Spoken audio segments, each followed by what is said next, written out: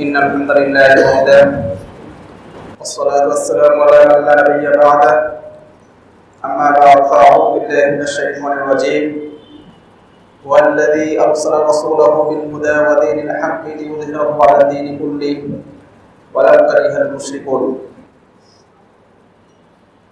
وقال الله تعالى في آية أخرى: لقد كان لكم في رسول الله أسوة حسنة لمن كان يرجو الله واليوم الآخر وذكر الله كثيرا. وقال النبي صلى الله عليه وسلم: لا يؤمن أحدكم حتى يكون هواه تبعا لما جئت به. صدق الله العظيم وصدق رسوله الكريم ونحن على ذلك لمن الشاهدين والشاكرين والحمد لله رب العالمين. আপনারা সবাই ভালো আছেন তো? আল্লাহ তাআলা আমাদেরকে এবং মুসলিম উম্মাহকে সবসময় ভালো রাখুন। আমরা জাতি হিসেবে মুসলিম, মুসলমানিত্ব আমাদের পরিচয়।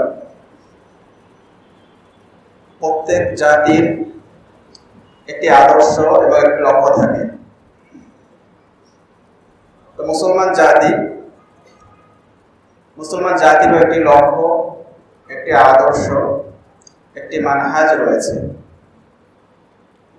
যখন কোনো জাতি তার লক্ষ্য এবং উদ্দেশ্য এবং তার মানহাজ ভুলে ভিন্ন পথে পরিচালিত হয়, তখন সে জাতির ঐতিহ্য, সে জাতির শৌর্যবীর্য এবং সে জাতির ইতিহাস নষ্ট হয়ে তারা পরাজিত এবং লাঞ্ছিত এবং অপদস্থ হতে থাকে।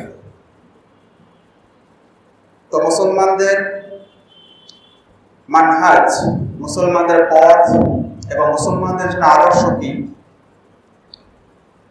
এ বিষয়ে আমাদের ইনশাআল্লাহ কিছু আলোচনা করার চেষ্টা করব। মুসলমানদের আদর্শের ব্যাপারে কোরআনের মধ্যে সুস্পষ্ট আয়াত রয়েছে। আউযু বিল্লাহি মিনাশ শাইতানির রাজীম। লাকাদ কানা লাকুম ফি রাসূলিল্লাহি উসওয়াতুন হাসানাহ। নিঃসন্দেহে তোমাদের জন্য আল্লাহর রাসূল সাল্লাল্লাহু আলাইহি ওয়াসাল্লামের জীবনের মধ্যে রয়েছে উত্তম আদর্শ। তো এখানে মুসলিম জাতি এই উম্মার জন্য মডেল বা যিনি আদর্শ, যাকে অনুসরণ করা হয়, অনুকরণ করা হয়, তিনি হলেন কে? আমাদের প্রিয় নবী মুহাম্মদ রাসূলুল্লাহ সাল্লাল্লাহু আলাইহি ওয়াসাল্লাম। তো আমাদের নবী সাল্লাল্লাহু আলাইহি ওয়াসাল্লামের সিরাত, রাসূলুল্লাহ সাল্লাল্লাহু আলাইহি ওয়াসাল্লামের জীবনী আমরা নানাভাবে পাঠ করি, বিভিন্ন আঙ্গিকে আমরা আলোচনা করি, বিভিন্ন দৃষ্টিকোণ থেকে এটার আলোচনা শুনে থাকি। কিন্তু সামগ্রিকভাবে রাসূলুল্লাহ সাল্লাল্লাহু আলাইহি ওয়াসাল্লামের জীবনী আমরা খুব কম মানুষই আছি, বিজ্ঞ আলেম এবং যারা অধ্যয়ন প্রিয় তারা ছাড়া অধিকাংশ মানুষ রাসূলুল্লাহ সাল্লাল্লাহু আলাইহি ওয়াসাল্লামের পূর্ণাঙ্গ জীবন, তার জীবনের সকল দিক অধিকাংশ মানুষের কাছে স্পষ্ট নয়।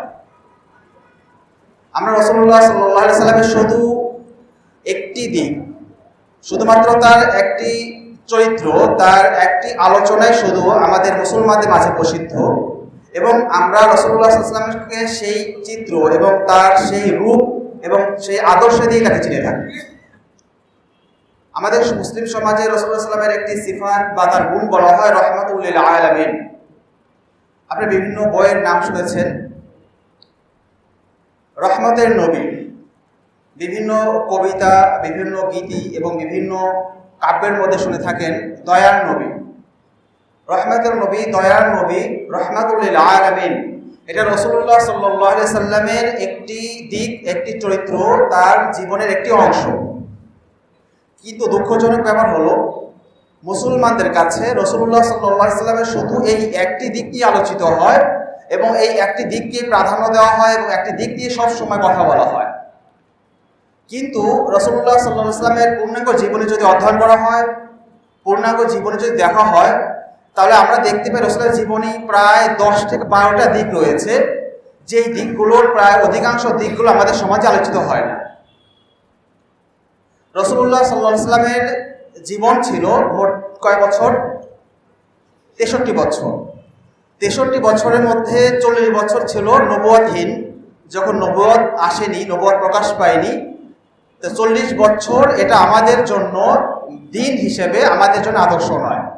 রাসূলুল্লাহ সাল্লাল্লাহু আলাইহি ওয়াসাল্লামের ব্যক্তি হিসাবে তিনি সভ্য, ভদ্র, মার্জিত এবং সকল গুণে গুণান্বিত ছিলেন, কিন্তু তিনি নবুয়ত পাওয়ার আগ পর্যন্ত যে লাইফ ছিল, তার যে জীবন ছিল, সেটা মুসলিমদের জন্য দিন হিসাবে অনুকরণীয় নয়।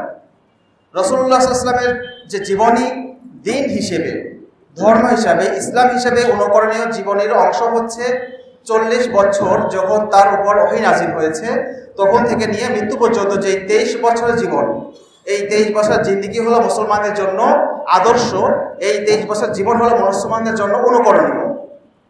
তো এই 23 বছরের জীবনী আবার কয় ভাগে বিভক্ত? 2 ভাগে বিভক্ত।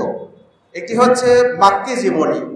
রাসূলুল্লাহ সাল্লাল্লাহু আলাইহি ওয়াসাল্লাম মক্কার জীবনে যে সময় কাটিয়েছিলেন নবুয়ত প্রাপ্তির পর, মক্কার জীবনে, মক্কাতে তিনি যেই কয়েকটি বছর কাটিয়েছিলেন, সেই জীবনকে বলা হয় মাক্কি জীবনী। এই জীবনের বয়সকাল ছিল 13 বছর। আর যখন মক্কার কাফির মুশরিকদের অত্যাচারে, তাদের হত্যার ষড়যন্ত্রে তিনি বাধ্য হয়ে আল্লাহ তাআলার হুকুমে তিনি হিজরত করলেন, মদিনাতে তিনি গমন করলেন। মদিনাতে গিয়ে তিনি 10 বছর তিনি এখানে জীবনযাপন করেছেন এবং সেখানেই তার ওফাত হয়েছে। তো এটা হলো 10 বছর। এই মোট 23 বছরের জীবনীকে বলা হয় নবুয়তি জিন্দেগি। এই নবুয়তি জিন্দেগিতে রাসূলুল্লাহ সাল্লাল্লাহু আলাইহি ওয়াসাল্লামের বিভিন্ন পারপাসে, বিভিন্ন আঙ্গিকে, বিভিন্ন চরিত্রে তিনি কাজ করেছেন। যদিও বয়স এবং নবুয়তের জিন্দেগির সময়কাল ছিল অল্প, কিন্তু তার কাজ ছিল অনেক ব্যাপ্ত, অনেক ব্যাপ্তিময় এবং অনেক বিশাল। একই সাথে রাসূলুল্লাহ সাল্লাল্লাহু আলাইহি ওয়াসাল্লাম কতগুলো কাজ আঞ্জাম দিয়েছেন, আমরা যদি শুধুমাত্র মাদানী জীবনে 10 বছর যদি হিসেব করি, তাহলে সংখ্যা গুনতে কষ্ট হবে। একদিকে তিনি ছিলেন একজন দাঈ ইলাল্লাহ। তিনি দাওয়াত দিয়েছেন, পুরা উম্মাহকে দাওয়াত দিয়েছেন, পুরা দেশবাসীকে দাওয়াত দিয়েছেন, সকল জাতিকে তিনি দাওয়াত দিয়েছেন। তিনি একজন শ্রেষ্ঠ দায়ী ছিলেন। নবী ছিলেন, প্রথম সিফাত ছিল তিনি হলেন নবী। নবী এ সিফাতও তার স্পষ্ট বৈশিষ্ট্য, যে বিষয়ে কোনো সন্দেহ নেই, যেটা তার নবুয়তের আগ থেকেই যে বৈশিষ্ট্য আল্লাহ তাআলা তাকে দিয়েছিলেন, যেটা প্রকাশ পেয়েছে 40 বছর বয়সে। কিন্তু তার প্রকাশ্য যেই বৈশিষ্ট্য,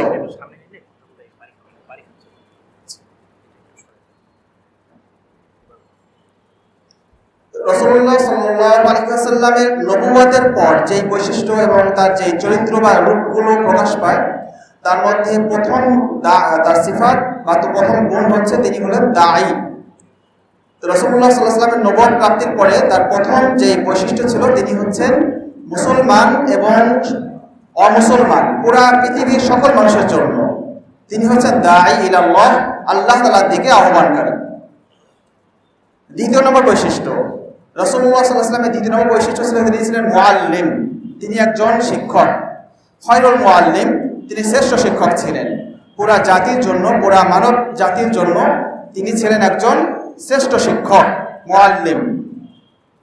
3 নম্বর, তিনি ছিলেন একজন সমাজ সেবক। তিনি সামাজিক বিভিন্ন কল্যাণকর এবং সমাজে বিভিন্ন ভালো ভালো কাজ তিনি আঞ্জাম দিয়েছেন।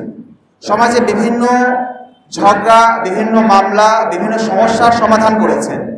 মানুষের সাথে মিশেছেন, মানুষের সাথে বিভিন্ন বিষয়গুলো নিয়ে আলোচনা করেছেন, তাদের বিপদে পাশে দাঁড়িয়েছেন, এতিমদেরকে তিনি খাবার দিয়েছেন, বিধবাদের তিনি আশ্রয় দিয়েছেন, মানুষকে তিনি দান করেছেন।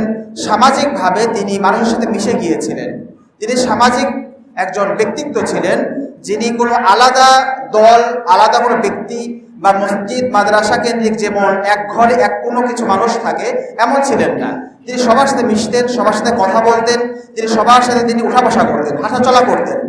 তিনি এমনভাবে মানুষের সাথে বসতেন, যদি কোনো ব্যক্তি তিনি যে নবী, তিনি যে মুহাম্মদুর রাসূলুল্লাহ সাল্লাল্লাহু আলাইহি ওয়াসাল্লাম না চিনত, তার আলাদা করে তাকে চিনতে পারতো না যে কে মুহাম্মদ আর কে তার সাহাবী। এতটাই তিনি সাধারণভাবে চলাফেরা করতেন। সমাজ সেবক হিসাবে রাসূলুল্লাহ সাল্লাল্লাহু আলাইহি ওয়াসাল্লাম একজন সফল সমাজ সেবক ছিলেন। তিনি 4 নম্বর রাজনীতিবিদ। তিনি রাজনীতি করেছেন। তবে এই রাজনীতি আমাদের দেশের বা বর্তমান বিশ্বের যে ঘৃণিত, যে পচা রাজনীতি রয়েছে, এই রাজনীতি না। সেই রাজনীতি ছিল হলো আল্লাহ তাআলার নীতি। রাজা হলেন কে? আল্লাহ তাআলা। তিনি হলেন মালিকুল আমলাক, সকল বাদশার বাদশাহ, সেই মহান বাদশাহ যিনি রব্বুল আলামিন, তার যেই নীতি, তার যেই বিধান, তার যে কিতাব, তার যে আইন, এই বিধান এবং আইন এবং নীতি নিয়ে যেই রাজত্ব করেছেন, যে শাসন কার্য পরিচালনা করেছেন, সেটাকে বলা হয় প্রকৃত রাজনীতি। তো ইসলামী যে রাজনীতি, যেটা শরঈ রাজনীতি, এই দৃষ্টিকোণ থেকে রাসূলুল্লাহ সাল্লাল্লাহু আলাইহি ওয়াসাল্লাম ছিলেন শ্রেষ্ঠ একজন রাজনীতিবিদ। 6 নম্বর, তিনি ছিলেন একজন ন্যায়পরায়ণ শাসক। তিনি যেমন একজন ব্যক্তি ছিলেন, তিনি যেমন বাজারঘাট করতেন, যেমন তিনি সমাজ সেবা করতেন, যেমন তিনি এতিমদের মাথায় হাত বোলাতেন, তিনি যেমন মানুষকে দান সাদাকা করতেন, অনুরূপভাবে তিনি পুরা একটা ভূখণ্ড তিনি ন্যায়পরায়ণতার সঙ্গে এবং সুষ্ঠুভাবে, অত্যন্ত দৃঢ়তার সাথে, তিনি শৃঙ্খলার সাথে তিনি এক বিশাল একটি ভূখণ্ড শাসন করেছেন। এই জন্য রাসূলুল্লাহ সাল্লাল্লাহু আলাইহি ওয়াসাল্লামের একটি বৈশিষ্ট্য, তার একটি চরিত্র ছিলেন তিনি একজন শ্রেষ্ঠ ন্যায়পরায়ণ শাসক। 7 নম্বর, তিনি ছিলেন একজন ন্যায়পরায়ণ বিচারক। তিনি যেমন শাসক ছিলেন, একই সাথে তিনি বিচারকও ছিলেন। আজকের যুগে যেমন শাসন ব্যবস্থা, বিচারিক ব্যবস্থা ভিন্ন ভিন্ন, কিন্তু রাসূলুল্লাহ সাল্লাল্লাহু আলাইহি ওয়াসাল্লাম একই সাথে তিনি যেমন শাসক ছিলেন, একই সাথে তিনি বিচারকও ছিলেন। তার সঙ্গে বিভিন্ন বিচার আসতো, বিভিন্ন মামলা আসতো, বিভিন্ন মোকদ্দমা দায়ের করা হতো, এবং রাসূলুল্লাহ সাল্লাল্লাহু আলাইহি ওয়াসাল্লাম তিনি মসজিদে নববীতে বসে এই সকল বিষয়গুলোকে কিতাবুল্লাহ, আল্লাহ তাআলার কিতাব কুরআন এবং সুন্নাহর মাধ্যমে তিনি তার যথাযথ বিচার সম্পন্ন করতেন। সুতরাং রাসূলুল্লাহ সাল্লাল্লাহু আলাইহি ওয়াসাল্লামের একটি বৈশিষ্ট্য এবং তার চরিত্র ছিল তিনি একজন ন্যায়পরায়ণ বিচারক। 8 নম্বর, তিনি ছিলেন একজন উত্তম স্বামী। আমরা যেমন রাসূলুল্লাহ সাল্লাল্লাহু আলাইহি ওয়াসাল্লাম যেমন সমাজ সেবা, রাষ্ট্র সেবা, বিচারিক দক্ষতা, তার উন্নয়নের যেমন গুণগুলো দেখছি, পারিবারিকভাবে পরিবারের মধ্যেও তিনি ছিলেন একজন শ্রেষ্ঠ ব্যক্তি। তার সাক্ষ্য পাওয়া যায়, তার স্ত্রীগণ উম্মাহাতুল মুমিনিন রাদিয়াল্লাহু তাআলা আনহুন্না, তাদের সাক্ষ্য থেকেই প্রমাণ পাওয়া যায় যে রাসূলুল্লাহ সাল্লাল্লাহু আলাইহি ওয়াসাল্লাম ছিলেন তার স্ত্রীদের নিকট শ্রেষ্ঠ স্বামী। স্বামী হিসেবেও তিনি সফল। অনুরূপভাবে সাহাবীদের নিকট যত সাহাবী ছিলেন, সকল সাহাবীদের নিকটে তিনি ছিলেন একজন রউফ, তিনি ছিলেন একজন উত্তম অভিভাবক, তিনি ছিলেন তাদের বন্ধু, তিনি ছিলেন তাদের খলিল, তিনি ছিলেন তাদের সকল বিষয়ের জন্য তাদের সবচেয়ে কাছের মানুষ। অনুরূপভাবে অসহায়, এতিম এবং সমাজে যারা একেবারে অসহায় অবস্থা যা জীবনযাপন করে, তাদের জন্য তিনি ছিলেন অভিভাবক, তিনি তাদের জন্য ছিলেন ওলি। সমাজের এবং ওই রাষ্ট্রের, ওই ভূখণ্ডের কোনো দরিদ্র, কোনো এতিম এবং কোনো নিঃস্ব ব্যক্তি কখনো নিজেকে অসহায় ভাবত না, নিজেকে কখনো ক্ষুদ্র এবং নিজেকে কখনো ভয় পেত না, এবং নিজেকে কখনো আলাদা করে তার চিন্তা করা লাগতো না, যতক্ষণ রাসূলুল্লাহ সাল্লাল্লাহু আলাইহি ওয়াসাল্লামের শাসনকাল এবং তার কর্তৃত্ব এবং তার পুরা মদিনার মধ্যে তার যে শাসন ব্যবস্থা ছিল, ততদিন পর্যন্ত মদিনাতে কোনো ব্যক্তি তার নিরাপত্তা নিয়ে, তার পরিবার নিয়ে, তার জীবন ব্যবস্থা নিয়ে কখনো তাকে চিন্তা এবং প্রেশারিতে পড়তে হয়নি। যে কোনো ব্যক্তি রাসূলুল্লাহ সাল্লাল্লাহু আলাইহি ওয়াসাল্লামকে এসেছেন এবং রাসূলুল্লাহ সাল্লাল্লাহু আলাইহি ওয়াসাল্লাম তার হাত ধরে ডেকে তাকে আলাদা করে তার সঙ্গে কথা বলে তার সকল সমস্যার সমাধান করে দিয়েছেন। একটি হাদিসে এমনই আছে যে একবার মদিনার মধ্যে একজন দাসী মানে আজকের যুগে তো দাসী নেই, আমরা এটাকে বুঝতে পারি কাজের মেয়ে। আমাদের ঢাকার মধ্যে যেমন কাজের মেয়ে, এটাকে আমরা যেমন অবজ্ঞার দৃষ্টিতে দেখি, সবচেয়ে নিচু দৃষ্টিতে দেখি এবং সবচেয়ে ক্ষুদ্র দৃষ্টিতে দেখি, যার কোনো সম্মান নেই, যার কোনো মর্যাদা নেই, যার কোনো মূল্যায়ন নেই। এমন কোনো কাজের মেয়ে যদি কোনো বড় অফিসারের কাছে তার অফিসে এসে বলে যে আমার একটা সমস্যা আছে, সমস্যার সমাধান করে দেন, তাহলে সেই অফিসার তাকে কি করবে? তাকে ঘাড় ধাক্কা করে বের করে দিবে। কিন্তু রাসূলুল্লাহ সাল্লাল্লাহু আলাইহি ওয়াসাল্লাম ছিলেন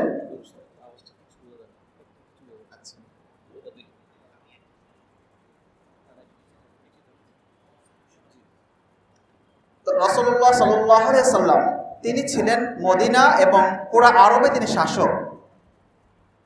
সবাই তার আনুগত্য স্বীকার করেছে, সবাই তার বশ্যতা স্বীকার করে নিয়েছে। এমন একজন মহান শাসক, এমন একজন মহান রাসূল সাল্লাল্লাহু আলাইহি ওয়াসাল্লাম, তার কাছে মদিনার একজন কালো একজন দাসী, যার আলাদা কোনো সম্মান, আলাদা কোনো মর্যাদা নেই। এমন একজন দাসী এসে রাসূলুল্লাহ সাল্লাল্লাহু আলাইহি ওয়াসাল্লামকে বলছেন যে, ইয়া রাসূলুল্লাহ, আপনার সঙ্গে আমার পার্সোনাল কিছু কথা আছে, আসেন, আপনার সাথে আমার কিছু কথা আছে। রাসূলুল্লাহ সাল্লাল্লাহু আলাইহি ওয়াসাল্লামের হাত ধরে, বৃদ্ধার কারণে তার পর্দার বিধান শিথিল ছিল, রাসূলুল্লাহ সাল্লাল্লাহু আলাইহি ওয়াসাল্লামের হাত ধরে টেনে নিয়ে যাচ্ছেন যে আপনি আলাদা আসেন, আপনার সঙ্গে আলাদা কথা আছে। রাসূলুল্লাহ সাল্লাল্লাহু আলাইহি ওয়াসাল্লাম বাধ্য ছেলের মতো, একজন মা বাবা তার সন্তানকে ডাকলে যেমন বাধ্য সন্তানের মতো চলে যায়, রাসূলুল্লাহ সাল্লাল্লাহু আলাইহি ওয়াসাল্লাম নত হয়ে, বিনয় হয়ে ওই দাসী এবং বাদীর তার ডাকে সাড়া দিয়ে আস্তে আস্তে পাশে সরে গেলেন। তার কথা শুনলেন, তার অভিযোগ জানলেন এবং তার সমস্যার সমাধান করে আবার মসজিদে চলে আসলেন। এমন ছিলেন রাসূলুল্লাহ সাল্লাল্লাহু আলাইহি ওয়াসাল্লাম। এটা ছিল তার একটা দিক, তার একটা চরিত্র। আরেকটা দিক দেখেন, রাসূলুল্লাহ সাল্লাল্লাহু আলাইহি ওয়াসাল্লাম যেমন ছিলেন ন্যায়পরায়ণ, যেমন ছিলেন দয়ালু, যেমন ছিলেন একজন শ্রেষ্ঠ শাসক, একজন উত্তম বিচারক, একজন উত্তম অভিভাবক, অনুরূপভাবে রাসূলুল্লাহ সাল্লাল্লাহু আলাইহি ওয়াসাল্লাম ছিলেন যুদ্ধের ময়দানে সেনাপতি। আমরা রাসূলুল্লাহ সাল্লাল্লাহু আলাইহি ওয়াসাল্লামকে নবিউর রহমা, রহমতের নবী বলে চিনে থাকি, কিন্তু তার সিরাতের মধ্যে আরেকটি পরিচয় দেওয়া আছে, সেটাকে বলা হয় নবিউল মালহামা। নবিউল মালহামা, মালহামা অর্থ কি? মালহামা অর্থ হচ্ছে যুদ্ধ, মালহামা অর্থ হচ্ছে লড়াই, মালহামার অর্থ হচ্ছে জিহাদ। রাসূলুল্লাহ সাল্লাল্লাহু আলাইহি ওয়াসাল্লাম, আপনি কি মনে করেন শুধুমাত্র নীতি কথা দিয়ে, শুধুমাত্র সুন্দর আখলাক, শুধুমাত্র সুন্দর সুন্দর মিষ্টি মিষ্টি কথা দিয়ে একটি দেশ, একটি রাষ্ট্র, একটি ভূখণ্ড পরিচালনা করা সম্ভব?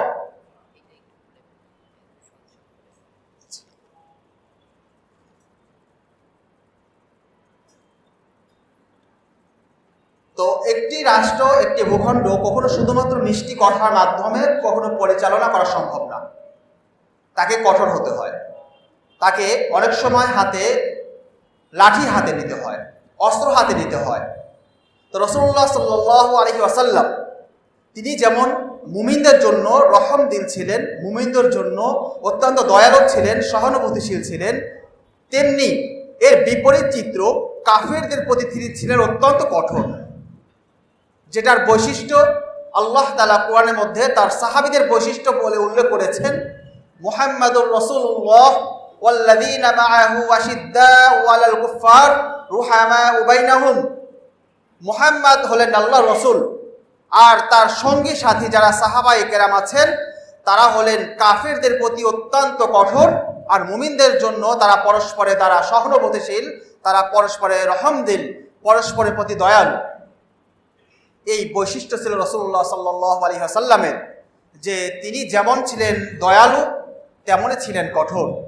যেমন তিনি এক হাতে এতিমদের মাথায় হাত বুলাতেন, অনুরূপভাবে দুর্বৃত্ত, সন্ত্রাসী এবং যারা এই আল্লাহর জমিনে যারা ফাসাদ তৈরি করে, যারা অরাজকতা সৃষ্টি করে, যারা বিশৃঙ্খলা তৈরি করে, তাদের বিরুদ্ধে তিনি হাতে লাঠি তুলে নিয়েছেন, হাতে তলোয়ার তুলে নিয়েছেন এবং সেই ফাসাদ সৃষ্টিকারী বিশৃঙ্খলাকারীদেরকে তিনি শায়েস্তা করেছেন। এই ইতিহাস, সিরাতের এই অংশগুলো আমাদের কাছে আলোচনা খুব কম করা হয়, আমরা এই অংশের সাথে খুব অপরিচিত। যারা সিরাত পড়েছি আমরা কি বলতে পারি রাসূলুল্লাহ সাল্লাল্লাহু আলাইহি ওয়াসাল্লামের জীবনে, তার 10 বছরের জীবনে কয়টি যুদ্ধ হয়েছে? 27টি যুদ্ধ না, 27টি হচ্ছে মাগাজি আর সারিয়া। যুদ্ধের দুটা ধরন ছিল। রাসূলুল্লাহ সাল্লাল্লাহু আলাইহি ওয়াসাল্লামের সময় যে যুদ্ধগুলো হয়েছিল সেই যুদ্ধের দুটা নাম ছিল। একটি নাম হচ্ছে গাজওয়া, এটাকে অনেকে মাগাজি বলে বহু বচন, গাজওয়া, আর একটি হচ্ছে সারিয়া। গাজওয়া বলা হয় এমন যুদ্ধ যেই যুদ্ধে স্বয়ং রাসূলুল্লাহ সাল্লাল্লাহু আলাইহি ওয়াসাল্লাম নিজে শরীক হয়েছেন, এমন যুদ্ধকে বলা হয় কি? গাজওয়া। আরেকটি হচ্ছে সারিয়া হলো যেই যুদ্ধগুলো রাসূলুল্লাহ সাল্লাল্লাহু আলাইহি ওয়াসাল্লাম প্রেরণ করেছেন অন্য কোনো ব্যক্তির মাধ্যমে, কিন্তু তিনি কোনো কারণবশত তিনি সেই যুদ্ধে শরীক হননি, এমন যুদ্ধকে বলা হয় সারিয়া। তো মাগাজি বা গাজওয়ার সংখ্যা কয়টি? এটা নিয়ে বেশ কিছু মত রয়েছে। সর্বনিম্ন মত হলো 16টি, এরপরে আরেকটি মত রয়েছে 19টি, আরেকটি মত রয়েছে 21টি, আরেকটি মত রয়েছে 24টি, আরেকটি মত রয়েছে 27টি, এবং এই মতটি হলো সবচেয়ে শক্তিশালী মত। আর সারিয়ার সংখ্যা, এটা নিয়েও বেশ কিছু মতানৈক্য রয়েছে। সারিয়ার সংখ্যা কেউ বলেছেন 21টি, কেউ বলেছেন 35টি, কেউ বলেছেন 38, কেউ বলেছেন 40, কেউ 42, কেউ 48, কেউ 56, কেউ 65 বা 66, বেশ কিছু মত রয়েছে। সারিয়ার সংখ্যা মতভেদ হওয়ার কারণ হলো যে কিছু কিছু সারিয়ার মধ্যে রাসূলুল্লাহ সাল্লাল্লাহু আলাইহি সাল্লাম তিনি সেনাবাহিনী গঠন করে সেখানে যুদ্ধ পাঠাতে চেয়েছিলেন, কিন্তু কোথাও কোথাও সৈন্য সংখ্যা কম হওয়ার কারণে কিংবা তাদের রসদপত্র কম হওয়ার কারণে কিছু কিছু সারিয়া এটা পুরোপুরি প্রেরণ করা হয়নি, যার কারণে ইতিহাসবিদগণ সংখ্যা উল্লেখ নিয়ে কিছু মতভেদ করেছে। তো যাই হোক, সারিয়া এবং গাজওয়ার সংখ্যা মিলে প্রায় 100-র কাছাকাছি রাসূলুল্লাহ সাল্লাল্লাহু আলাইহি ওয়াসাল্লামের যুগে কি হয়েছে? যুদ্ধ হয়েছে। তো রাসূলুল্লাহ সাল্লাল্লাহু আলাইহি ওয়াসাল্লামের সময়ে যে যুদ্ধগুলো হয়েছে, যুদ্ধগুলো কি পরস্পরে সৌজন্য, মুসাফাহা, মুআনাকা হয়, নাকি এখানে রক্তপাত হয়? যুদ্ধটা হয় কি ভয়ঙ্কর, যুদ্ধটা হয় আগুনের মতো, যেখানে এক দল আর এক দলকে জ্বালিয়ে দিতে চায়, এক দল আর এক দলকে ভস্মীভূত করতে চায়। তাহলে যুদ্ধের ইতিহাস এটা সিরাতের অংশ নাকি অংশের বাহিরে? যদি অংশ হয়ে থাকে, আল্লাহ তাআলা বলেছেন লাকাদ কানা লাকুম ফি রাসূলিল্লাহি উসওয়াতুন হাসানা, নিঃসন্দেহে তোমাদের রসুলের মাঝে, আল্লাহ রসুল সাল্লাল্লাহু আলাইহি সাল্লামের মাঝে তোমাদের জন্য রয়েছে উত্তম আদর্শ।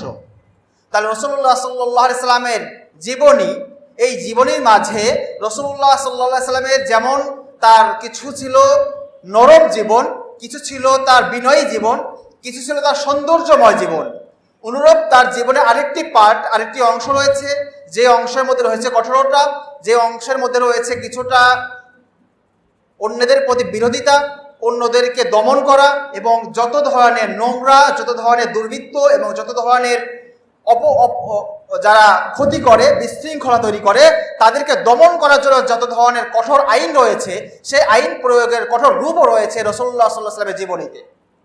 তো জীবনে এই দুটি অংশ, আমাদের দুইটা অংশই জানতে হবে। যদি আমরা শুধুমাত্র একটি অংশ জানি আর একটি অংশকে অস্বীকার করি, তাহলে আল্লাহ তাআলা আমাদের জন্য দুটো শাস্তি রাখবেন। একটি হচ্ছে দুনিয়ার জীবনের শাস্তি, আর একটি হলো আখিরাতের জীবনের শাস্তি। সেই শাস্তিটা কি? কুরআনের মধ্যে আল্লাহ তাআলা বলেছেন আফাতুমিনুনা বিবাদিল কিতাবি ওয়া তাকফুরুনা বিবাদ, তোমরা কি আল্লাহ তাআলার কিতাবের কিছু অংশ তোমরা বিশ্বাস করো আর কিছু অংশ তোমরা অস্বীকার করো? ফামা জাযাউ মান ইয়াফআলু যালিকা মিনকুম, তোমাদের মধ্যে কোনো ব্যক্তি, যে ব্যক্তি এমন কাজ করবে যে শরিয়ার কিছু অংশ স্বীকার করবে আর কিছু অংশ অস্বীকার করবে, কিছু অংশ অবিশ্বাস করবে, তার শাস্তি একমাত্র হবে এটাই, ইল্লা খিজিউম ফিল হায়াতিদ দুনিয়া, যে তার পার্থিব জীবনে রয়েছে তার জন্য লাঞ্ছনাকর জীবন। ওয়া ইয়াউমাল কিয়ামাতি ইউরাদ্দুনা ইলা আশাদ্দিল আযাব, আর কিয়ামত দিবসে তাদেরকে কঠিন আযাবের দিকে তাদেরকে নিয়ে যাওয়া হবে। ওয়াল্লাহু বিগাফিলিন আম্মা তা'মালুন, আর তোমরা যা করছো তোমাদের কাজ এবং তোমাদের কর্মপন্থার ব্যাপারে আল্লাহ তাআলা উদাসীন নন। তো আমরা যদি রাসূলুল্লাহ সাল্লাল্লাহু আলাইহি ওয়াসাল্লামের জীবনী অনুসরণ করতে চাই, তাহলে আংশিক অনুসরণ করতে হবে নাকি পূর্ণাঙ্গ অনুসরণ করতে হবে? পূর্ণাঙ্গ অনুসরণ করতে হবে। এক নম্বর পয়েন্ট। আমরা 2 নম্বর পয়েন্টে আলোচনা করছি যে রাসূলুল্লাহ সাল্লাল্লাহু আলাইহি ওয়াসাল্লামের কোন জীবনীর কোন অংশটা আমাদের বর্তমানে একবিংশ শতাব্দীর মুসলিমদের কাছে আমাদের কাছে স্পষ্ট আর কোন অংশটা অস্পষ্ট। তো যেই অংশটা স্পষ্ট সেটা হচ্ছে রাসূলুল্লাহ সাল্লাল্লাহু আলাইহি ওয়াসাল্লামের শুধুমাত্র ব্যক্তিগত জীবনের কিছু অংশ। ব্যক্তিগত জীবনের কিছু অংশ কি ছিল? রাসূলুল্লাহ সাল্লাল্লাহু আলাইহি ওয়াসাল্লামের ব্যক্তি জীবনের কিছু অংশ ছিল, তার কিছু ইবাদত ছিল, তার কিছু আখলাক ছিল, তার কিছু মুআমালা লেনদেন ছিল। এই অংশগুলো থেকে আমরা পার্সোনাল লাইফে, ব্যক্তি জীবনে ইসলামের কিছু অংশ আমাদের লাইফে গ্রহণ করেছি। ইবাদতের মধ্যে যেমন কিছু অংশ আছে সালাত, আমরা সবাই সালাত আদায় করি কিনা? মুসলমানদের একটি অংশ, মুসলমানদের একটি অংশ বলতে কতটুকু অংশ বলতে পারবেন? শতকরা 1% বা কোনো কোনো জরিপে পাওয়া যায় 2% মুসলমান নামাজ পড়ে। বাইনাল ইমানি ওয়াল কুফরি, as-সালাত বাইনাল ইমানি ওয়াল কুফ, ঈমান আর কুফরের মাঝে পার্থক্য হচ্ছে নামাজ। সাহাবায়ে কেরাম নামাজ ছাড়া অন্য কোনো আমল তরক করার কারণে কাউকে মুনাফিক বা কাফের মনে করতেন না। আজকের যুগে আমরা 200 কোটি মুসলিম, আমরা পুরা পৃথিবীতে 2 বিলিয়ন মুসলিম, অথচ মুসলমানরা লাঞ্ছিত এবং আমরা বঞ্চিত। আমাদের ভূখণ্ডগুলো আমাদের হাত থেকে ছুটে গিয়েছে। আমাদের সম্মান, আমাদের ইজ্জত এবং আমাদের বিজয় আমাদের হাত থেকে কাফেরদের হাতে চলে গিয়েছে। এটার কারণ হলো আমরা সেই ঈমান, আমরা সেই ইসলাম লালন করছি না যে ইসলামের যুগে ঈমান সাহাবায়ে কেরাম পেয়েছিলেন এবং সাহাবায়ে কেরাম যে ইসলাম এবং যে ঈমান লালন করেছিলেন। তো সাহাবায়ে কেরামের মধ্যে ঈমান এবং ইসলাম ছিল পূর্ণাঙ্গ। আর আমরা রাসূলুল্লাহ সাল্লাল্লাহু আলাইহি ওয়াসাল্লামের সিরাত থেকে যেই আংশিক, যেই অংশ বিশেষ ইবাদতের অংশটা গ্রহণ করেছি, সেটাও খুব আংশিক, সেটাকেও আবার ভাগ করেছি। আমরা ইবাদতকেও ভাগ করেছি। আমরা ইবাদতগুলোকে শুধুমাত্র মসজিদ এবং মাদ্রাসা এবং ঘর কেন্দ্রিক করেছি। আমাদের সলাৎ, আমাদের ইবাদত, এটা শুধুমাত্র মসজিদ কেন্দ্রিক। মসজিদে শুধুমাত্র আমরা সালাত আদায় করি, আর বাকি লাইফ, বাকি পুরা জীবন আমরা জীবন যাপন করছি পশ্চিমাদের আদর্শে। আমাদের আদর্শের, আমাদের লাইফের ক্ষুদ্র একটি অংশ, সেই অংশটা পূর্ণাঙ্গভাবে না, রাসূলুল্লাহ সাল্লাল্লাহু আলাইহি ওয়াসাল্লামের অনুসরণ করার চেষ্টা করি মাত্র। আর বাকি 99% অংশ আমাদের লাইফের পুরাটাই পশ্চিমাদের অনুকরণে, পশ্চিমাদের অনুসরণে আমরা লাইফ স্টাইল আমরা জীবনযাপন করছি। আর আশা করছি এই জমিনে ইসলাম এবং মুসলমানদের বিজয় হবে। এটা মরীচিকার পিছনে ছোটা ছাড়া আর কিছু নয়। এই পানি পাওয়া কখনো সম্ভব নয়। এটা আমরা যতই দৌড়াবো শুধু মরীচিকাই দেখবো, আমরা পানির দেখা কখনো পাবো না। নামাজ কয়টায়? কথা বলা যাবে? জি জি, আচ্ছা আচ্ছা, ঠিক আছে। তো আমি কথাগুলো, আমি জানি না সময় কম ছিল, আমি খেয়াল করিনি, আমার কথা অনেক রয়ে গেছে, আমি খুব শর্টে নিয়ে আসছি। দেখেন, রাসূলুল্লাহ সাল্লাল্লাহু আলাইহি ওয়াসাল্লামের লাইফের যেই কয়েকটা অংশ বলছিলাম, যে রাসূলুল্লাহ সাল্লাল্লাহু আলাইহি ওয়াসাল্লাম কি ছিলেন, নবী ছিলেন, এটা তো কোনো সন্দেহ নেই, মুসলমান মাত্র স্বীকার করতে বাধ্য। তিনি দায়ী ছিলেন, তিনি দাওয়াত দিয়েছেন। তিনি ছিলেন একজন সমাজসেবক, তিনি ছিলেন একজন রাজনীতিবিদ, তিনি ছিলেন একজন শাসক, তিনি ছিলেন একজন বিচারক, তিনি ছিলেন একজন উত্তম স্বামী, তিনি ছিলেন একজন যোদ্ধা, তিনি ছিলেন একজন কমান্ডার। এতগুলো বৈশিষ্ট্য আজকের মুসলমানদের মাঝে কোন কোন বৈশিষ্ট্য আমাদের মাঝে আছে বলেন তো? আরেকটি অংশ বাদ গেছে, মুআল্লিম, তিনি শিক্ষক ছিলেন, উত্তম শিক্ষক ছিলেন। তো এই বৈশিষ্ট্যগুলোর মধ্যে আমাদের মাঝে কোন বৈশিষ্ট্যটা আছে? আমরা নবী তো হওয়া সম্ভব না, এটা তো নবী, এটা আলাদা বৈশিষ্ট্য, আল্লাহ তাআলার ফজল, আল্লাহ তাআলার দান। নবী ছাড়া বাকি যে বৈশিষ্ট্যগুলো আছে, এটা এই উম্মার বৈশিষ্ট্য। ওয়ারাসাতুল আম্বিয়া, যারা নবীদের ওয়ারিস, রাসূলুল্লাহ সাল্লাল্লাহু আলাইহি ওয়াসাল্লাম যেই কাজগুলো আঞ্জাম দিয়েছেন, উম্মাহ বিভিন্ন ভাগে বিভক্ত হয়ে, বিভিন্ন দলে বিভক্ত হয়ে এক একটা কাজ আঞ্জাম দিতে হবে, এক একটা কাজকে দায়িত্ব গ্রহণ করতে হবে, তাহলে এই উম্মার বিজয় আসবে। কিন্তু দুঃখের বিষয়, আমরা আমাদের এই সকল দায়িত্বকে ফেলে দিয়ে, আমরা রাসূলুল্লাহ সাল্লাল্লাহু আলাইহি ওয়াসাল্লামের মানহাজকে আমরা পিছনে রেখে, আমরা পশ্চিমাদের মানহাজ, আব্রাহাম লিঙ্কনের মানহাজকে গ্রহণ করে আমরা এই দুনিয়ায়, এই জমিনে আল্লাহর দ্বীনকে বিজয় করার চেষ্টা করছি। এটা স্পষ্ট ভুল এবং স্পষ্ট প্রতারণা ছাড়া আর কিছুই নয়। আমরা আজকে রাসূলুল্লাহ সাল্লাল্লাহু আলাইহি ওয়াসাল্লামের লাইফ স্টাইল ফলো করতে গিয়ে আমরা বলছি যে আমরা শুধু নামাজ আদায় করব, আমরা শুধু রোজা পালন করব, আমরা সাদাকা, দান সাদাকা করব, আমরা হজ করব, আমরা মসজিদ করব, মাদ্রাসা করব, আমরা উত্তম মুসলমান হয়ে গিয়েছি। আসলে কি এটা উত্তম মুসলমান হওয়ার বৈশিষ্ট্য? মসজিদে নববী কি ছিল জানেন? মসজিদে নববী একই সাথে যেমন ইবাদত গাহ ছিল, এটা ইবাদতের একটি জায়গা ছিল, একই সাথে এটা বিচার কেন্দ্র ছিল, এটা আদালত, একই সাথে এটা শাসন কার্য পরিচালনা, এটা সংসদ ছিল, একই সাথে এটা সামাজিক বিভিন্ন সমস্যার সমাধানের জায়গা ছিল। তো আমাদের বর্তমান মসজিদগুলো নামাজ শেষ, মসজিদ তালাবদ্ধ, মসজিদে কোনো নামাজের সময় ছাড়া কোনো জায়গা পাওয়া যায় না। কারণ আমাদের কনসেপ্ট, আমাদের বর্তমান চিন্তা হলো যে মুসলমান শুধু নামাজ পড়বে, আর কোনো কাজ নেই। নামাজ পড়ে সে সারাদিন ব্যবসা করবে, ধোঁকাবাজি করবে, সে প্রতারণা করবে, মিথ্যা বলবে, সে মানুষের সাথে অন্যায় আচরণ করবে, মানুষের সাথে চুরি করবে, ডাকাতি করবে, দুর্নীতি করবে, সুদ খাবে, ঘুষ খাবে, সকল কাজ করবে পশ্চিমাদের আদর্শে। শুধুমাত্র কোনো মতে 5 ওয়াক্ত নামাজ আদায় করব, শেষ জীবনে দাড়ি সাদা হয়ে যাবে, হজ করে আলহাজ হয়ে যাব, আর একটা মসজিদ করে দেবো, একটা মাদ্রাসা করে সভাপতি হয়ে যাব, আর তেল চালায়া জান্নাতে চলে যাব। আল্লাহর জান্নাত এত সহজ নয়। রাসূলুল্লাহ সাল্লাল্লাহু আলাইহি ওয়াসাল্লাম বলেছেন, ক্বালা নবী সাল্লাল্লাহু আলাইহি ওয়াসাল্লাম, মান ক্বালা লা ইলাহা ইল্লাল্লাহ সিদকাম মিন কলবিহি দাখালাল জান্নাহ। যে ব্যক্তি লা ইলাহা ইল্লাল্লাহ পাঠ করবে, অন্তরের অন্তঃস্থল থেকে বিশ্বাস করে, সত্য জেনে, সে জান্নাতে প্রবেশ করবে।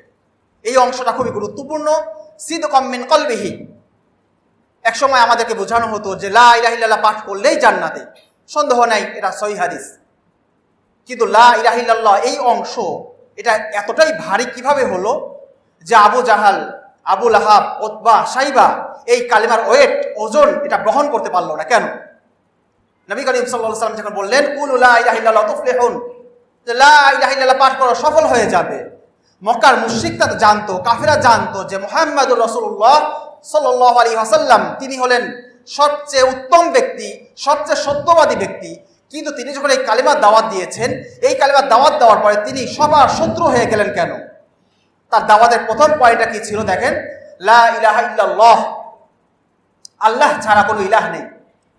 এখানে এই কালিমার অর্থের মধ্যেও আমরা কিছুটা চেঞ্জ করে ফেলেছি, কিছু অর্থ বাদ দিয়ে ফেলেছি। আমরা অর্থ বলছি আল্লাহ ছাড়া কোনো মাবুদ নেই। মাবুদের ব্যাখ্যা, মাবুদের অর্থ হলো, মাবুদ বলতে আমরা কি বুঝি? ইবাদতের উপযুক্ত। ইবাদত বলতে কি বুঝি? সালাত, সিয়াম। আমাদের বর্তমান মুসলিমদের কনসেপ্টটা খেয়াল করি আমরা। আজকে সেকুলার সিস্টেম, সেকুলার রাষ্ট্রে, গণতান্ত্রিক সিস্টেম, গণতান্ত্রিক রাষ্ট্রে মুসলমানদের কাছে ইবাদতের কনসেপ্ট হচ্ছে শুধু সালাত, সিয়াম, হজ, যাকাত, সাদাকা, মসজিদ, মাদ্রাসা, এই কয়েকটা বিষয় ছাড়া বাকি আপনি ইবাদতের কনসেপ্ট দেখাতে বলেন, অধিকাংশ দেখাতে পারবে না। এমনকি অনেক যারা প্র্যাকটিসিং মুসলিম তারাও বলতে পারবে না এর বাহির ইবাদত কি আছে। এই কারণে লা ইলাহা ইল্লাল্লাহ এই কালিমার ব্যাখ্যা অর্থ না বোঝার কারণে আমরা 200 কোটি মুসলমান লা ইলাহা পড়ছি, কিন্তু আমরা আমাদের দাবিতে মিথ্যাবাদী। আবু জাহাল, আবু লাহাব, উতবা এই দৃষ্টিকোণ থেকে ওরা ভালো ছিল যে ওরা মিথ্যাবাদী ছিল না। ওরা জানতো লা ইলাহা ইল্লাল্লাহ এই কালিমা পাঠ যদি করা হয় তাহলে তার লাইফের সকল কামনা বাসনা, সকল চিন্তা চেতনা, সকল মানহাজ পদ্ধতি সব পায়ের নিচে রেখে একমাত্র আল্লাহ এবং তার রাসূলের পদাঙ্ক অনুসরণ করা, এটা তার জন্য অপরিহার্য হয়ে যাবে। আমরা লা ইলাহা পড়ছি এক মুখ দিয়ে, আর এক মুখ দিয়ে আমরা বলছি লা ইলাহা ইল্লাল আমেরিকা। আমরা আমেরিকা ছাড়া কাউকে বুঝি না। আমরা লা ইলাহা ইল্লা সেকুলারিজম, ইল্লাল আলমানিয়া, আমরা সেকুলারিজম ছাড়া রাষ্ট্রীয় সিস্টেম বুঝি না। লা ইলাহা ইল্লা ডেমোক্রেটিয়া, আমরা গণতন্ত্র ছাড়া আমরা ইসলামী শাসন ব্যবস্থা বুঝি না। আপনি বলেন এখানে আল্লাহর জায়গায় আমরা এখানে আধুনিক জামানার মূর্তিগুলো বসিয়েছি কিনা? মক্কার মুশরিকরা মূর্তি পূজা করতো কার? লাত, উজ্জা, হুবাল। আজকের যুগে লাত, উজ্জা, হুবাল নেই। আজকের যুগে কোনো মুসলমান, সে যত মূর্খই হোক, কোনো পাথরের মূর্তির পূজা করে না। আজকের যুগে কোনো মুসলমান যতই নামাজ আদায় না করুক, সে কখনো মাটির মূর্তির সামনে কখনো মাথা নত করে না। কিন্তু পশ্চিমারা, আমেরিকা এবং ইউরোপের লোকেরা মুসলমানদের ঈমান নষ্ট করা সুদূর প্রসারী এক ষড়যন্ত্র করেছে। তারা বলেছে মুসলমানদেরকে পাথরের মূর্তির সামনে তো মাথা নত করানো যাবে না, তবে আমরা এমন কিছু মতবাদ তৈরি করব, এমন কিছু আদর্শ তৈরি করব, যে আদর্শকে অনুসরণ করার দ্বারা প্রকারান্তরে তারা এই আদর্শকে তারা মাবুদ হিসাবে গ্রহণ করবে। এই আদর্শের সামনে তারা ইসলামকে বিসর্জন দিবে, ইসলামকে ত্যাগ করে এই আদর্শকে তারা লাইফে তারা গ্রহণ করবে। আজকের যুগে মুসলমানরা রাষ্ট্রীয় ব্যবস্থায়, বিচারিক ব্যবস্থায়, আইনি ব্যবস্থায়, সামাজিক ব্যবস্থায়, পারিবারিক ব্যবস্থায়, এমনকি ব্যক্তি জীবনের অনেক অঙ্গনে ইসলাম ছাড়া সেকুলারিজম এবং ডেমোক্রেসি সিস্টেমকে গ্রহণ করেছে কিনা? তাহলে এই সিস্টেম যদি গ্রহণ করে থাকি, তাহলে লা ইলাহা ইল্লাল্লাহ এই কালিমার অর্থ কোথায় থাকলো? আমরা যে আল্লাহ ছাড়া কোনো ইলাহ মানি না, ইলাহ বলতে কি বোঝায়? ইলাহ বলতে বোঝায় যে যেই সত্তাকে আপনি সকল কিছু দিয়ে যাকে আপনি অনুসরণ করবেন, যার সামনে আপনি আপনার মাথাকে নত করবেন, আপনার সকল চাহিদা, আপনার সকল চিন্তা, আপনার সকল কথা এবং আপনার সকল ধরনের ফিকির তার কথার সামনে, তার নির্দেশের সামনে আপনি এখানে আত্মসমর্পণ করবেন। যেই সত্তার সামনে আত্মসমর্পণ করা হয় ওই সত্তাকে বলা হয় ইলাহ। ইলাহ যদি আপনি আল্লাহ ছাড়া দুনিয়ার বাকি সকল ইলাহকে যদি অস্বীকার না করেন, তাহলে এই কালিমার দাবিতে আপনি সত্যবাদী হতে পারবেন না। আর যদি এই কালিমার দাবিতে সত্যবাদী না হয়ে থাকেন, দাখল আল জান্নাহ, সেই ব্যক্তি জান্নাতে প্রবেশ করবে।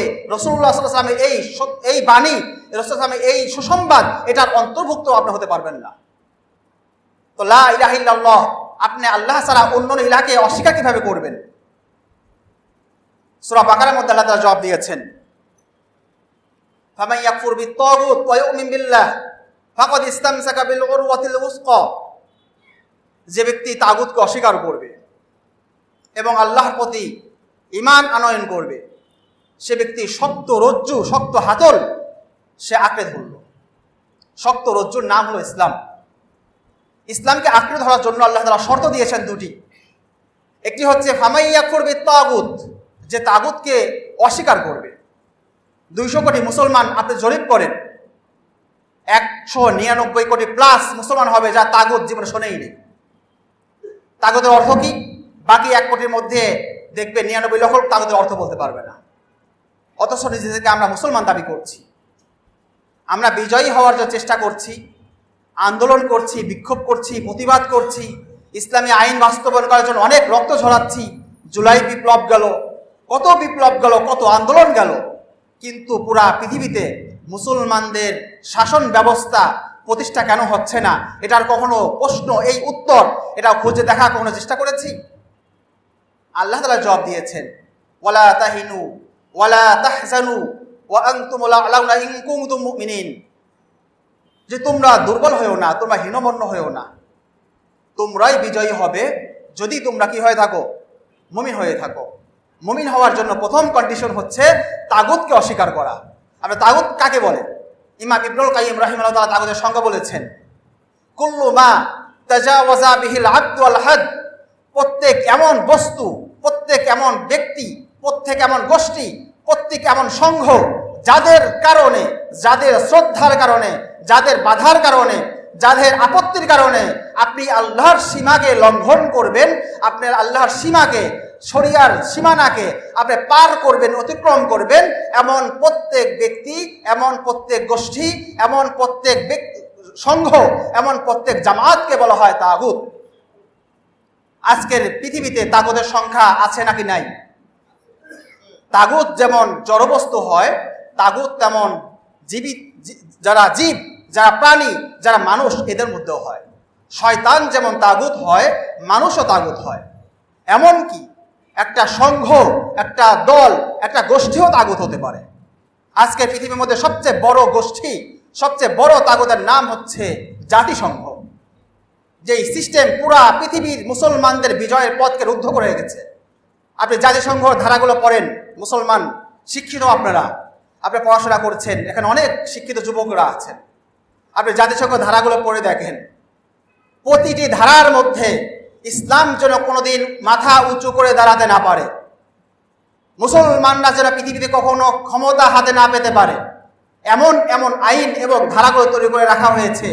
মুসলমানদেরকে টেরোরিস্ট এবং সন্ত্রাসী হিসাবে সাব্যস্ত করা হয়েছে, মুসলমানদেরকে ভাগ করা হয়েছে, মুসলমানরা পৃথিবীতে কয় ভাগে বিভক্ত এটার জন্য আলাদা রিসার্চ করা হয়েছে। আমরা অজ্ঞ মুসলমান, আমরা তো ব্যবসা বাণিজ্য আর নিজের পরিবার নিয়ে ব্যস্ত থাকি। পুরা দুনিয়ায় কি চলছে, আমেরিকার ডিপ স্টেট আমাদের ব্যাপারে কি ভাবছে, আমাদের অনেকে খবরও নেই।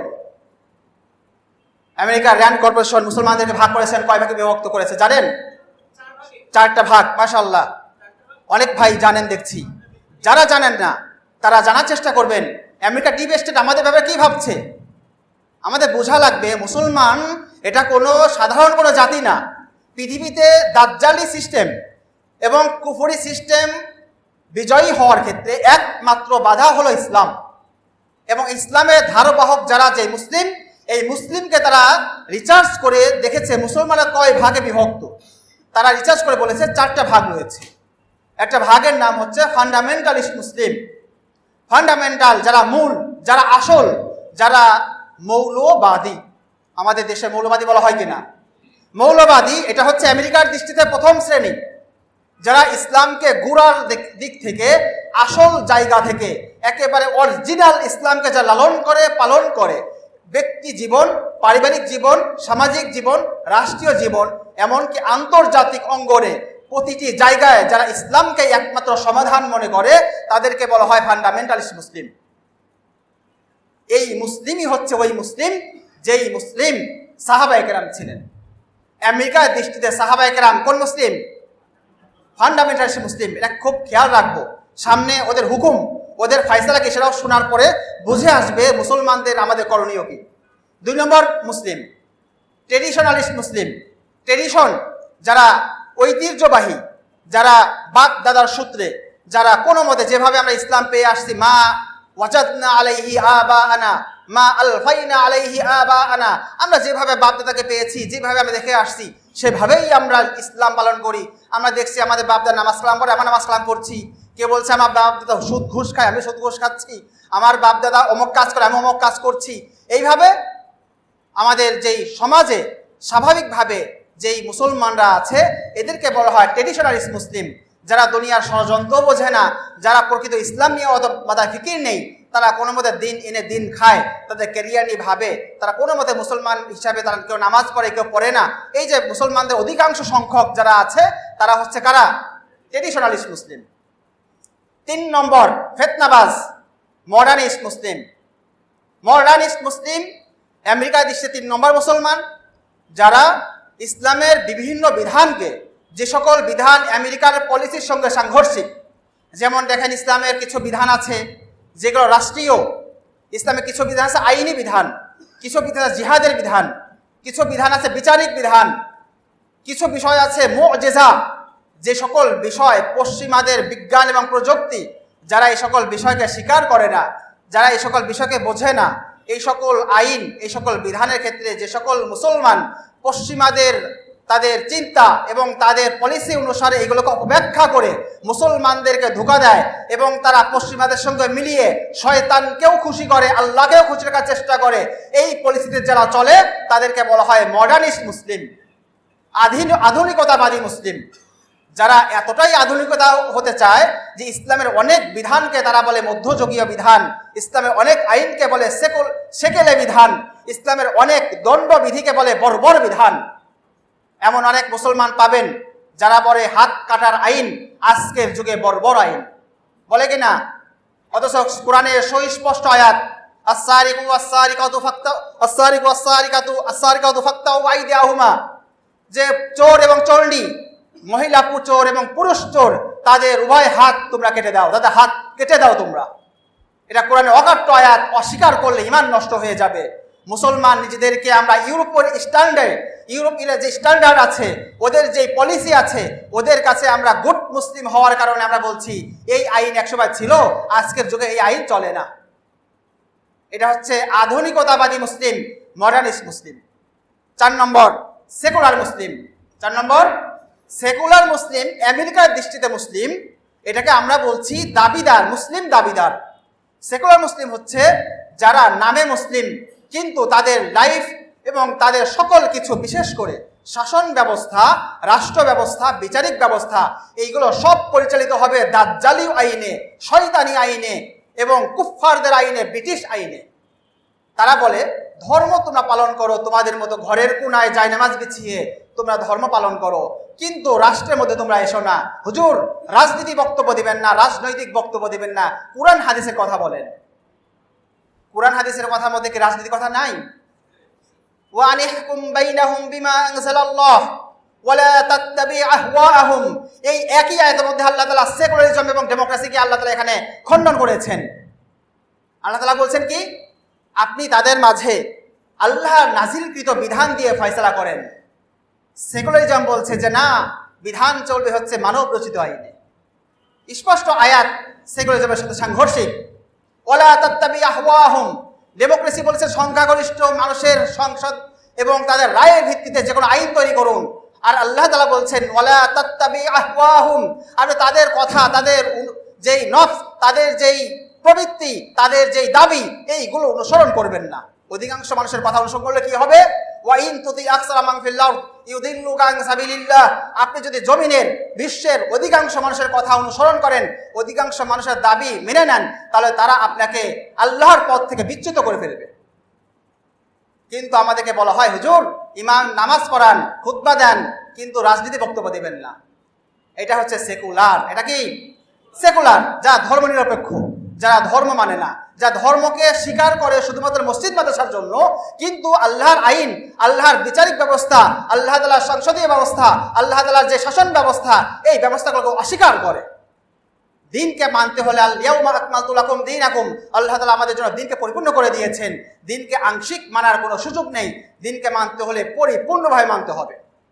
এই জন্য রাসূলুল্লাহ সাল্লাল্লাহু আলাইহি ওয়াসাল্লাম যে সিরাত নিয়ে কথা বলছিলাম, রাসূলুল্লাহ সাল্লাল্লাহু আলাইহি ওয়াসাল্লামের সিরাতের মধ্যে, রাসূলুল্লাহ সাল্লাল্লাহু আলাইহি ওয়াসাল্লামের জীবনের মধ্যে যে অনেকগুলো চিত্র, অনেকগুলো যে আদর্শ রয়েছে, সেই আদর্শগুলোর মধ্যে আমাদের এই সকল আদর্শগুলো যদি আমরা পড়ি, আমরা যদি অধ্যয়ন করি, তাহলে বুঝতে পারবো আজকের যুগে মুসলমানদের বিজয়, আজকের যুগে মুসলমানদের পরিত্রাণ এবং এই লাঞ্ছনা জীবন থেকে আমাদের মুক্তির উপায় কি, এই সিরাতের মধ্যে আমাদের শিক্ষা রয়েছে।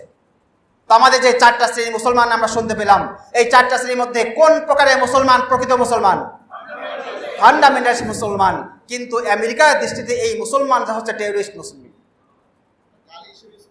জি জি, এটা গালি। এবং এদেরকে বলা, ওদের হুকুমটা শোনেন, আমি 1 মিনিটে বলছি, শেষ করছি। ফান্ডামেন্টালিস্ট মুসলিমদের ব্যাপারে ওদের নীতি হচ্ছে এরা হচ্ছে না মানুষ। এরা কি মানুষ? না মানুষ। এদের কোনো বিধান নাই, রাষ্ট্রীয় কোনো নাগরিক সুবিধা নেই, এদের কোনো আইন নেই, এদের কোনো বিচারিক কোনো সুবিধা নেই, এদের কোনো ধরনের সুবিধা দেওয়া হয় না। আপনার বাংলাদেশ থেকে শুরু করে পৃথিবীর বিভিন্ন রাষ্ট্রগুলোতে দেখেন, মুসলিম রাষ্ট্র, কাফের রাষ্ট্র দূরে থাক, নামধারী মুসলমান রাষ্ট্রগুলোতে দেখেন, এই যারা প্রকৃত মুসলমান, যা দাড়ি রাখে, যা টুপি রাখে, যারা হিজাব পরে, বুরকা পরে, তাদের পথ এবং তাদের জীবন সংকীর্ণ নাকি প্রশস্ত, প্রতিটি জায়গায় তাদের বাধা দেওয়া হয়। তাদের ছোট ছোট বিষয়গুলোকে তারা টেররিস্টের কারণ বলে।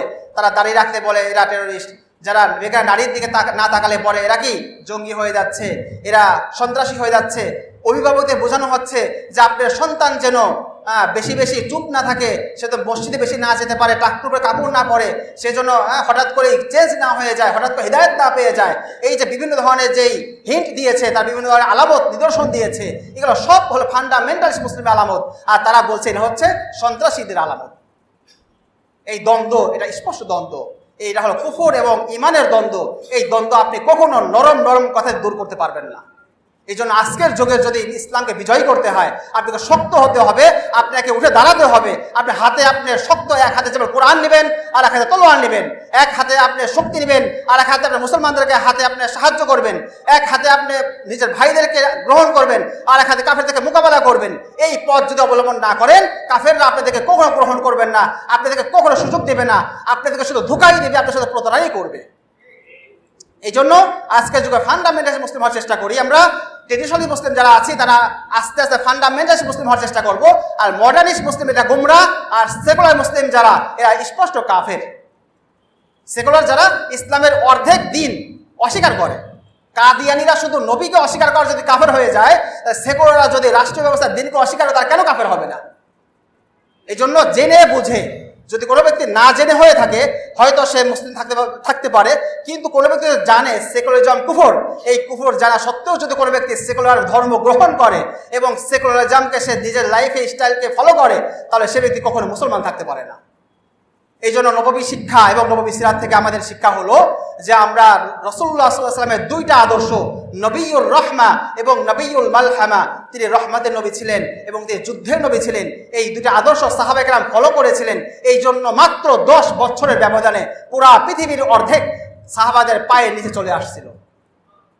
আমরা এই 2টা আদর্শ ফলো করতে পারবো তো ইনশাআল্লাহ? ইনশাআল্লাহ আল্লাহ তাআলা আমাদেরকে রাসূলুল্লাহ সাল্লাল্লাহু আলাইহি ওয়াসাল্লামের পূর্ণাঙ্গ জীবনী, যেমনভাবে তিনি জীবন যাপন করেছেন এবং সাহাবায়ে-কেরাম যেভাবে তাকে পদাঙ্ক অনুসরণ করে পুরা পৃথিবীতে দ্বীন এবং ইসলামকে বিজয় করেছেন, আল্লাহ তাআলা আমাদেরকে তেমন জীবনী তেমন সিরাত অনুসরণ করে পুরা পৃথিবীতে দ্বীন এবং ইসলামকে বিজয় করার তৌফিক দান করুন। ওয়া আখিরু দাওয়ানা আলহামদুলিল্লাহি রাব্বিল আলামিন। আসসালামু আলাইকুম ওয়া রাহমাতুল্লাহি ওয়া বারাকাতুহু।